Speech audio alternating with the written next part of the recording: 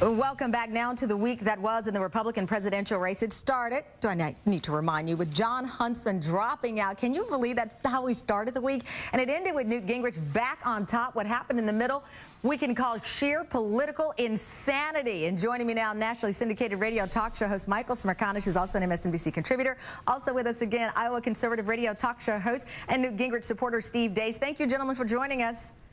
Hey, Tamron. Thank you. Hey, listen, Michael, I got to tell you, the other day we were thinking, I guess it was Friday, and I said to my team, was it Monday that Huntsman dropped out? This week has been incredible. How would you describe it? The same way. I mean, I always say that if politics were a ball, meaning a sporting ball, that it would be a football, because it's so unpredictable in what direction it's about to bounce. And I will always look back at these last couple of days as the best evidence of what I've been trying to say.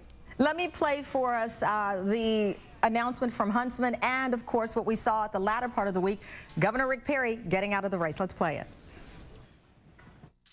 Today, I am suspending my campaign for the presidency. I believe it is now time for our party to unite around the candidate best equipped to defeat Barack Obama. Despite our differences and the space between us on some of the issues, I believe that candidate is Governor Mitt Romney. Today, I am suspending my campaign and endorsing Newt Gingrich for President of the United States. So, Steve, less about Huntsman, but more about Perry. Is that the reason we're seeing this new surge from Newt Gingrich in South Carolina, even though we know that Perry was at the bottom? Well, when I listen to those clips, the first thing that came to my mind, Tamron, is if you look at Mitt Romney's polling numbers before he got Jon Huntsman's endorsement and after, there seems to be a trend there. Jon Huntsman was just completely irrelevant in this process and maybe helped take Mitt Romney down with him. And I thought Rick Perry made a very smart political play. I mean, he came in as the governor of Texas with $20–30 million. He was the presumed front runner. He flamed out as a candidate. He was looking at going home to Texas with his tail tucked between his legs and everybody looking to settle old scores with a weakened governor. And he threw whatever political weight he had left behind Newt Gingrich rather than finish in 5th place. So at least he can say, hey, you guys brought me into this race to stop Mitt Romney's coronation, and I at least was able to help do that at the end. Now, speaking of Romney, on Tuesday, Michael, that's when he made the statement that he believes he pays around 15%, still unwilling to release his tax records. But let's play that moment that a lot of people are still talking about and could impact what happens tonight in South Carolina. Let's play Romney. What's the effective rate I've been paying? Well, it's probably closer to the 15% rate than anything, because my last 10 years, my income comes overwhelmingly from investments.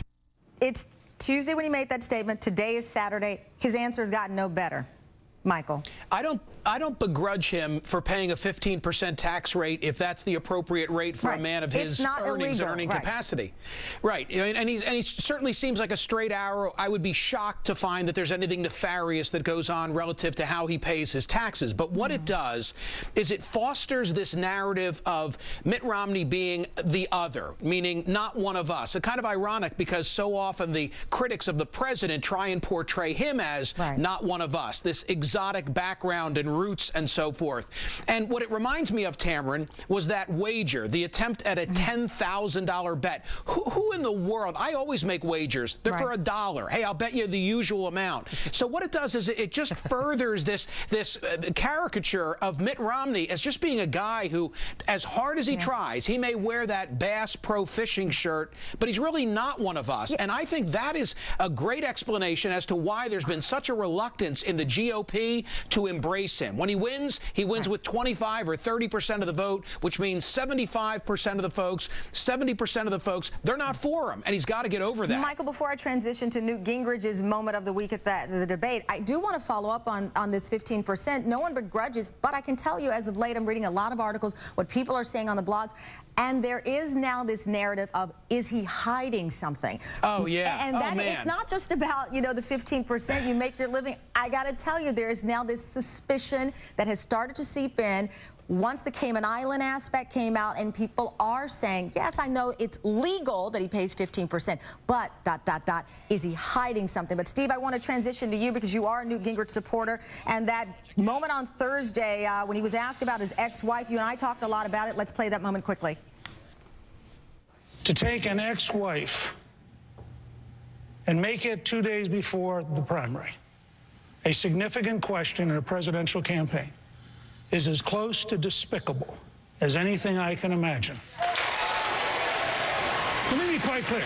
The story is false. Every personal friend I have who knew us in that period says the story was false. We offered several of them to ABC to prove it was false. They weren't interested. Jimmy Williams was on with us just a short time ago, and he says that Newt is genuine, and that is why South Carolina is supporting him, despite the ex-wife and the other things that are sidebar at this point. You know, I want to go, this really ties right into what Michael just said. The entire argument for Mitt Romney is he is electable. And so, for example, when he was asked about abortion in the debate the other night on CNN, he gave one of the most egregiously false, bold-faced lying answers from a politician about his record I've ever heard. But to Mitt's credit, he did it almost sociopathically unflappable, which I give him credit for.